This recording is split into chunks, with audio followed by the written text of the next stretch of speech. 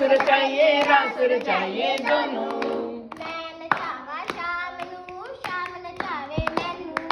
ਮੈਂ ਨਚਾਵਾਂ ਸ਼ਾਮ ਨੂੰ ਸ਼ਾਮ ਨਚਾਵੇ ਮੈਨੂੰ। ਮੈਂ ਬੁਲਾਵਾਂ ਸ਼ਾਮ ਨੂੰ ਸ਼ਾਮ ਬੁਲਾਵੇ ਮੈਨੂੰ।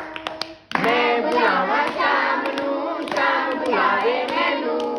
ਆਜਾ ਸ਼ਾਮ ਆਪਾਂ ਮੱਖਣ ਖਾਈਏ ਦੋਨੋਂ। ਆਜਾ ਸ਼ਾਮ ਮੱਖਣ ਖਾਈਏ ਦੋਨੋਂ।